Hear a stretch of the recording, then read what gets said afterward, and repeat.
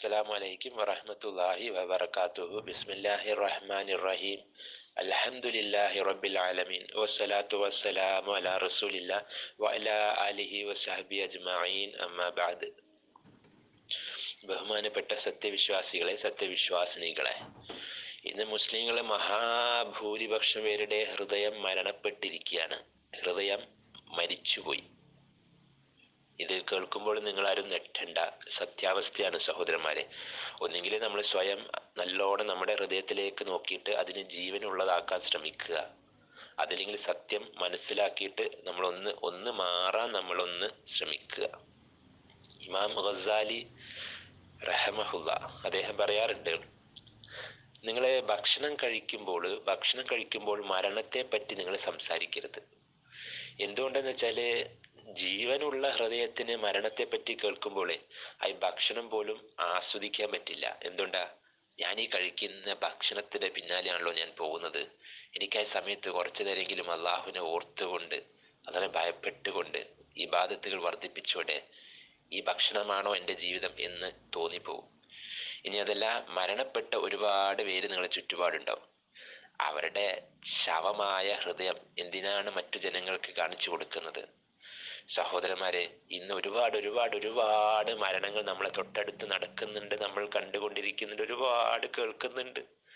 എന്റെയും നിങ്ങളുടെ ഹൃദയത്തിന് എന്ത് മാറ്റമാണ് ഉള്ളത് ഒന്ന് ആത്മാർത്ഥമായിട്ട് വിചിന്തനം ചെയ്ത് നോക്കൂ സഹോദരന്മാരെ.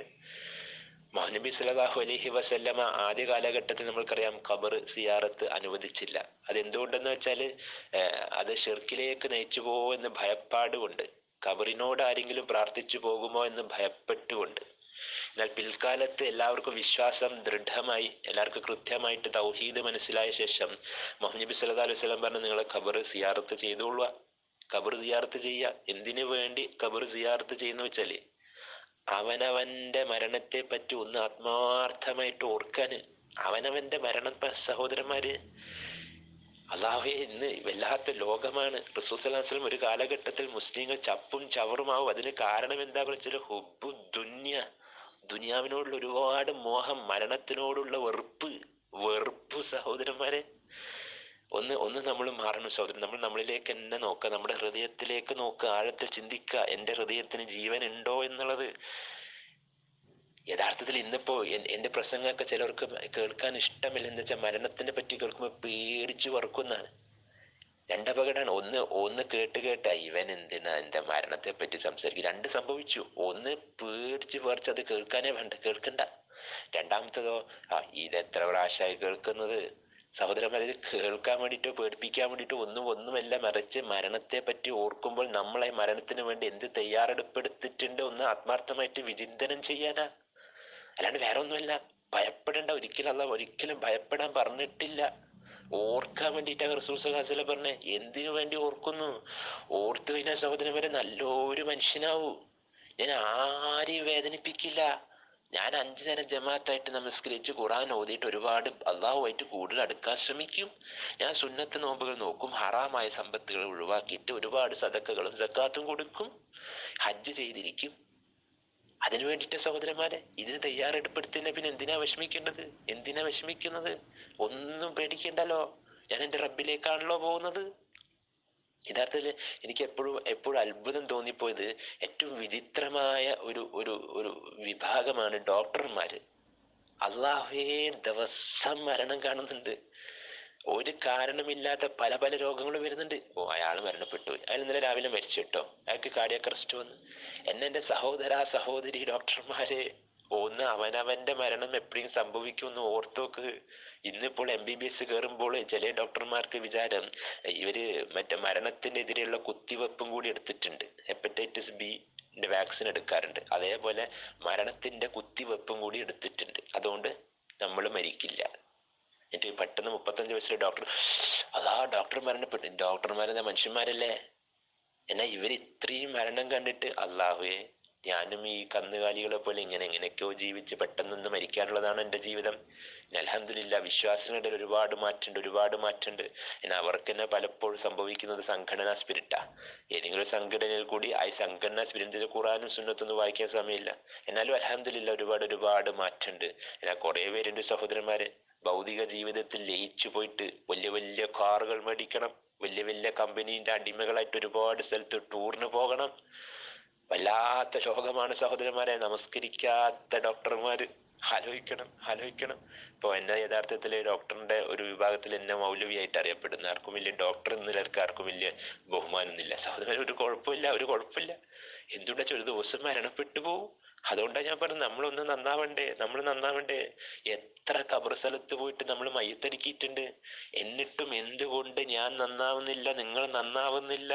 ഒന്ന് മാറി ചിന്തിക്കുക സഹോദരൻ, ഒന്ന് മാറി ചിന്തിക്കുക. യഥാർത്ഥത്തിൽ ഞാൻ ആലോചിച്ചു പോകാറുണ്ട്, മരണ വീട്ടിൽ ഒരുപാട് അനാചാരങ്ങൾ പലതും നടക്കും സഹോദരന്മാര്. എല്ലാവരും മയ്യത്ത് കാണാൻ പോകുന്നത് അൽഹംദുലില്ലാ നല്ലതന്നെ. എന്നാൽ നമ്മൾ മനസ്സിലാക്കേണ്ടത്, മയ്യത്ത് കാണാൻ പോവുക എന്നുള്ളത് മാത്രം വലിയൊരു കൂലി കിട്ടുന്നതല്ല. തീർച്ചയായിട്ടും കൂലി കിട്ടുന്ന ഒരു കാര്യം തന്നെ. അതിനെക്കാട്ടി എത്രയോ വലിയ കൂലിയാണ് മയ്യത്ത് നമസ്കരിക്കുക എന്നുള്ളത്. മയ്യത്ത് നിസ്കരിച്ചാൽ മാത്രം പോലെ, മയ്യത്ത് കബറെടുക്കുന്നവരെ അതിന് ഒരുപാട് പ്രതിഫലം കിട്ടും സഹോദരന്മാരെ. ഇന്ന് നമുക്ക് സമയമില്ല. ദയവ് ചെയ്ത് നമ്മൾ അത് സംഘടനാ സ്പിരിറ്റ് ഒന്നും അവിടെ നോക്കല്ലേ. അയാള് എന്താ പറയാ, ഹദീസ് നിഷേധിയാണോ, അല്ലെ അയാള് ഗാഫിറാണോ, അയാള് മുശ്രിക്കാണോ, ഒന്നും നോക്കല്ല. നമ്മൾ അവർക്ക് വേണ്ടി നിഷ്കളങ്കമായിട്ട് പോയിട്ട് മയ്യത്ത് നിസ്കരിക്കുക. ഈ മയ്യത്ത് നിസ്കരിക്കാൻ പോകുമ്പോൾ എനിക്ക് വിനീതമായി അഭ്യർത്ഥിക്കാനുള്ളത്, ഒന്ന് ദയവ് ചെയ്ത് പള്ളിയിൽ പോയിട്ട് ശാന്തമായിട്ടിരിക്കുക സഹോദരന്മാര്. എന്തൊരു അബദ്ധമാണ് മുസ്ലിം സമുദായത്തിന്റെ അവസ്ഥ. മയ്യത്ത് മുന്നിലുണ്ട് അവിടെ, എന്നിട്ട് ആൾക്കാര് രാഷ്ട്രീയം ചർച്ച ചെയ്യും, സംഘടനയുടെ അങ്ങോട്ടും ഇങ്ങോട്ടും അടിപിടിയും, ഒരുപാട് സംഘടനാ സ്പിരിറ്റ് വെച്ച് അങ്ങനത്തെ കുറെ കാര്യങ്ങൾ ചർച്ച ചെയ്യും. ബാക്കിൽ പോയി കുത്തിരുന്ന് ശബ്ദം ഉണ്ടാക്കും. അസ്തഗ്ഫിറുല്ലാ.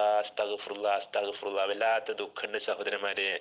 എത്ര സമ്മേളനവും പ്രഭാഷണങ്ങളും താടിയും നെറ്റിക്ക് തേമ്പാണ് നമ്മൾ ചുറ്റുപാടും കാണുന്നത്. അല്ലാഹുവേ, ആരും തന്നെ എന്തുകൊണ്ട് അവനവനെ പറ്റി ചിന്തിക്കുന്നില്ല, ഹൃദയം സംസ്കരിക്കപ്പെടുന്നില്ല. ഒന്ന് മയ്യത്ത് മുന്നിൽ ഉണ്ടെങ്കിൽ ശാന്തമായിട്ട് മിണ്ടാണ്ടിരിക്കുക, അവിടെ ഇരിക്കുക. നിൽക്കാൻ ബുദ്ധിമുട്ടുണ്ട്, ഇരുന്നോളൂ, നിങ്ങള് ദിക്റ് ചൊല്ലിക്കോളൂ. എന്നിട്ട് അല്ലാഹു മഗ്ഫിർ ലഹു വർഹംഹു, അല്ലാഹു മഗ്ഫിർ ലഹു വർഹംഹു, അല്ലാഹു മഗ്ഫിർ ലഹു വർഹംഹു. ശാന്തമായിരിക്കുക. നിങ്ങൾക്ക് ശാന്തമായിട്ടിരിക്കാൻ പറ്റുന്നില്ലെങ്കിൽ മയ്യത്തിന് മുന്നില് നിങ്ങൾ ഇറങ്ങി പോവുക. എന്തുകൊണ്ടാ നിങ്ങളെ ഇപ്പോഴത്തെ ഇങ്ങനത്തെ വൃത്തികെട്ട മുസ്ലിങ്ങളുടെ പ്രാർത്ഥന ഒന്നും ഒരിക്കലും സ്വീകരിക്കപ്പെടാൻ പോകുന്നില്ല സഹോദരന്മാരെ. നിങ്ങൾക്ക് നിങ്ങളെ സംസ്കരിക്കപ്പെടാതെ നിങ്ങൾക്ക് രാഷ്ട്രീയം കുറ്റമൊക്കെ ഇങ്ങനെ പറഞ്ഞു നടക്കുന്ന പള്ളിയിൽ വന്ന് കുത്തിരിക്കുന്ന എൻ്റെ പ്രിയപ്പെട്ട മുസ്ലിം സഹോദരന്മാരെ, നിങ്ങൾ പോയിക്കോളൂ. നിങ്ങളുടെ അല്ലാഹു മഗ്ഫിർ ലഹു വർഹം അങ്ങോട്ട് സ്വീകരിക്കപ്പെടാൻ മുതൽ എന്താ വെച്ചാൽ അള്ളാഹു പറഞ്ഞു, അള്ളാഹു മുത്തഖിൽ നിന്ന് മാത്രമേ സ്വീകരിക്കുള്ളൂ. അപ്പോൾ ശാന്തമായിട്ട് എല്ലാവരും ഇരിക്കുക, മയത്തിന് വേണ്ടി പ്രാർത്ഥിച്ചുകൊണ്ടിരിക്കുക. അള്ളാഹു ചിലപ്പോഴും എനിക്ക് ഓർമ്മയുണ്ട്, ഒരു ദിവസം ഒരു ഓർമ്മയുണ്ട്, ലൊഹറ് യഥാർത്ഥത്തില് 3:45 ഈ മയ്യത്തിന്റെ ആൾക്കാർ, മരണപ്പെട്ടവരുടെ കുടുംബക്കാര് 4 മണിന്ന് കൊടുത്തു ഈ പള്ളിയിൽ. അപ്പോ നമസ്കാരം കഴിഞ്ഞിട്ടൊരു 10 മിനിറ്റ് ഗ്യാപ്പ് ഉണ്ട്. അള്ളാഹു, ഈ 10 മിനിറ്റിലും പോലും മുസ്ലിം സഹോദരന്മാരുണ്ടല്ലോ അസ്വസ്ഥര് വാച്ച് നോക്കുന്നു. എന്താ ഇവർക്ക് ലോഹറിന്റെ സമയം അറിയാത്ത ആൾക്കാരാണോ? എന്തിനാ എൻ്റെ പ്രിയപ്പെട്ട മുസ്ലിം സമുദായമേ, നിങ്ങൾ എന്തിനാ വന്ന് മയ്യത്ത് നിസ്കരിക്കുന്നത്? 40 മുവാഹിദുകൾ മതി എന്ന് റസൂൽ സ്വല്ലല്ലാഹു അലൈഹി വസല്ലം പറഞ്ഞു. 40 എണ്ണം മതി, പ്യുവർ മുസ്ലിങ്ങൾ, മുവാഹിദുകൾ. അവരുടെ പ്രാർത്ഥന ഉണ്ടെങ്കിൽ മയ്യത്ത് സ്വർഗത്തിലെത്തിക്കോളൂ. അപ്പൊ ഒന്ന് ദയവ് ചെയ്ത് ശാന്തമായി ഇരിക്കാൻ പറ്റുവാണെങ്കിൽ പള്ളിയിൽ ഇരിക്കുക, അല്ലെങ്കിൽ നിങ്ങൾ ഇറങ്ങിപ്പോവുക. നല്ല മുസ്ലിങ്ങൾ മാത്രം മയ്യത്ത് നിസ്കരിച്ചാൽ മതി. ഇനി രണ്ടാമത്തെ, അല്ലാഹുവേ, ഖബറടക്കുമ്പോൾ പോകുമ്പോൾ പോലും അല്ലാഹുവേ, ഞാൻ കേട്ടിട്ടുണ്ട്, എനിക്ക് വിഷമം തോന്നിയിട്ടുണ്ട്. ഖബറെടുക്കാൻ പോകുമ്പോൾ പോലും എന്താ പറഞ്ഞ, ഈ മനുഷ്യൻ തടിച്ച മനുഷ്യനാട്ടോ, എങ്ങനെ ഇത് ഖബറിലേക്ക് ഇറക്കാൻ പോകുന്ന എൻ്റെ ചെവിയോട് കേട്ടതാ സഹോദരന്മാരെ. എനിക്ക് വല്ലാത്ത ദുഃഖമുണ്ട്. ഞാൻ എപ്പോഴും ഒറ്റക്ക് നടന്നു പോക്കുക, ദിക്റിലധികം സംസാരം കുറവാ. ഒന്ന് മുസ്ലിം സമുദായത്തിലെ പുരുഷന്മാരും സ്ത്രീകളൊക്കെ നല്ലോണം സംസാരം കുറച്ചാൽ നമ്മുടെ സമുദായം ഏറ്റവും ഉത്തമ സമുദായം ആയി മാറും. ഉറപ്പ സഹോദരന്മാരെ. സംസാരിക്കണ്ട. നമ്മൾ സംസാരം കുറച്ചിട്ട് സുബ്ഹാനല്ലാഹ്, അൽഹംദുലില്ലാഹ്, ലാ ഇലാഹ ഇല്ലല്ലാഹ്, അല്ലാഹു അക്ബർ, അസ്തഗ്ഫിറുല്ലാഹ്. എന്തുകൊണ്ട് വെച്ചാൽ നമ്മുടെ നാവിൽ നിന്ന് വരുന്നത് മഹാമോശമാണ്. ഹൃദയത്തിന്റെ വികാരമാണല്ലോ നാവിലേക്ക് വരുന്നത്. ഖബർ തൊട്ടടുത്തുണ്ട്, മയ്യത്ത് സംസ്കരിക്കപ്പെടാൻ പോകുന്നത്. എന്നിട്ടും പോലും ഈ മനുഷ്യൻ സംസ്കരിക്കപ്പെടുന്നില്ല.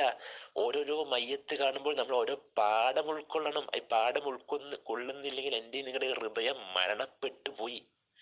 ശവം നമ്മുടെ ശരീരം കബറിലെത്തുന്നാട്ടി മുമ്പ് തന്നെ ഹൃദയം ഇവിടെ തന്നെ ശവമായിട്ടുണ്ട്. ഒന്ന് മാറി സഹോദരന്മാരെ, അടുത്ത ഖബറിലേക്ക് ഞാനാവോ അല്ലാഹുവേ? അങ്ങനെയാണെങ്കിൽ ഞാൻ ആരെങ്കിലും തെറ്റിയിരിക്കരുത്, ഇന്ന് എന്നെ പുറത്തു കൊടുത്തേക്ക്. എനിക്ക് കടമുണ്ട്, ഇന്ന് കൊടുത്തേക്ക്. ഹജ്ജ് ചെയ്യാണ്ട് ഇന്ന് തന്നെ നിയത്ത് ചെയ്യും, അടുത്ത പോലെ ഇൻഷാ അല്ലാഹ് ഹജ്ജ് ചെയ്യും. ഞാൻ തഹജ്ജുദ് വെച്ച് തുടങ്ങും, ഖുർആന് തുടങ്ങും. എന്തൊരു അപകടമാണ് അല്ലാഹു. ഇനിയിപ്പോ മയ്യത്ത് ഖബറൊക്കെ അടുക്കി കഴിഞ്ഞ് വീട്ടിലേക്ക് വന്ന് അസ്തഗ്ഫിറുല്ലാ. മുസ്ലിം സമുദായത്തിന് എവിടുന്ന് കിട്ടിയ റബ്ബേ 3 ദിവസം കുത്തിയിരുന്ന് വീട്ടിൽ തന്നെ ഇരുന്ന് എല്ലാ കുടുംബക്കാരും നെയ്ച്ചോറും ബീഫ് കറിയും ചിക്കൻ പൊരിച്ചതും എവിടുന്ന് കിട്ടിയ എന്റെ പ്രിയപ്പെട്ട ഉമ്മത്തെ? ഇതൊക്കെ ദീനി ബോധമുള്ള ആൾക്കാരെ ചെയ്യുന്നത്, നമ്മൾ മനസ്സിലാക്കണം. സാധാരണക്കാരല്ല, ദീനിനെ പറ്റി വിവരമില്ലാത്ത ആൾക്കാരല്ല. ഒന്ന് ചിന്തിക്കുക സദർ. റസൂൽ സല്ലല്ലാഹു അലൈഹി വസല്ലം കൃത്യമായിട്ട് പറഞ്ഞിട്ടുണ്ട്, 3 ദിവസം ദുഃഖാചരിക്കുക. ആർക്ക്? മയ്യത്തിന്റെ തൊട്ടടുത്ത ഭാര്യ, ഭർത്താവ്, മക്കള്, മാതാപിതാക്കള്. എന്തിനു വേണ്ടിയിട്ട്? അവർ അള്ളാഹിന്റെ അടുത്ത് പൊട്ടിക്കരിയട്ടെ, അള്ളാഹിന്റെ വിഷമം പറയട്ടെ. നിങ്ങൾ ചെയ്യേണ്ടത് വെച്ചാല്, അവർക്ക് ഇപ്പൊ ഭക്ഷണമൊക്കെ ഉണ്ടാക്കാൻ മടി ഉണ്ടാവും. തൊട്ടടുത്ത അയൽവാസികൾ, കുടുംബക്കാർ, ഇന്ന് ചോറിന് എന്ത് വേണോ ചോദിക്കുക, വേണ്ടെങ്കിൽ വേണ്ട, അവർക്ക് ജീവിക്കാൻ അവർ ജീവിച്ചോളൂ. അതല്ല, ഇതെന്നിട്ട് പറയാൻ അറിയോ? 3 ദിവസം അവർക്ക് മരണത്തിന്റെ മയ്യപ്പെട്ട ആളെ മറന്നു പോകാൻ വേണ്ടിയിട്ട്. അപ്പൊ 3 ദിവസം കഴിഞ്ഞ പിന്നെ നിങ്ങൾ അവിടെ തന്നെ കുത്തിയിരിക്കോ? ഇല്ല സഹോദരന്മാരെ, നമ്മുടെ മുസ്ലിം സമുദായത്തിന് ഒന്നിനും മടിയാ. ഖുർആൻ പഠിക്കാനും ജോലി ചെയ്യാനൊക്കെ മടി. ഇങ്ങനെ കുത്തിയിരുന്നിട്ട് 3 ദിവസം കല്യാണത്തിന് പല സ്ഥലത്തും ഇരുത്തം പൊരുത്തം പറഞ്ഞിട്ട് പല സ്ഥലത്തും കുത്തിയിരിക്കും. പിന്നെ നമ്മൾ മയ്യത്ത് സംസ്കാരം 3 ദിവസം. അപ്പൊ ഒരു 30 ദിവസത്തിലെ 10 മരണം ഉണ്ടെങ്കിൽ പിന്നെ 30 ദിവസം അവിടെ പോയി കിട്ടി. എല്ലാ ഭക്ഷണം നമുക്ക് മയ്യത്ത് മരണ വീട്ടിൽ നിന്ന് തിന്നാം. എന്തൊരു ലോകമാണ് സഹോദരന്മാരെ. ഈ താടിയും പർദ്ദയൊക്കെ ധരിച്ച് എന്തുകൊണ്ട് നമ്മൾ സംസ്കരിക്കപ്പെടുന്നില്ല? ഓരോരോ മയ്യത്ത് കാണുമ്പോൾ നമ്മളൊന്നും മറന്നാ. പിന്നെ മയ്യത്ത് വീട്ടിലെടുക്കുന്ന വേറൊരു സംഭവമുണ്ട്. ഒരു നേരം പള്ളിയിൽ വരാത്ത മനുഷ്യൻ പോലും അപ്പോൾ ഒരുപാട് ഇസ്ലാമികമായ ഫത്വകൾ കൊടുക്കും. അസ്തഗ്ഫിറുല്ലാഹ്. എനിക്ക് സത്യം വരെ സങ്കടവും വിഷമവും ചിരിയൊക്കെ വരാറുണ്ട്. ഒരു ദിവസം പോലും പള്ളിയിൽ കാണൂലേ. മയ്യത്ത് കഴിഞ്ഞാൽ പിന്നെ പെട്ടെന്ന് എവിടുന്നോ ദീന് മോളിൽ നിന്ന് ഇറങ്ങി വന്ന് ആ മയ്യത്തിന് ഇങ്ങോട്ട് കടിച്ചിക്കോ, മറ്റേ മയ്യത്തിന് മൂക്കിൽ പഞ്ഞി വെക്കണോ, കൈ ഇങ്ങനെ വെക്കണോ, എവിടെ? സഹോദരന്മാരെ, നമ്മൾ എന്തിനാ നമ്മളെ തന്നെ കപടനാക്കുന്നുണ്ട്? നമ്മുടെ ഹൃദയം അല്ലാഹുവിന് അറിയാലോ. നമ്മുടെ കൃത്യമായിട്ടുള്ള കാര്യങ്ങളൊക്കെ നമ്മുടെ സൃഷ്ടാവിനറിയാലോ. ഒന്ന് മാറി സഹോദരന്മാരെ.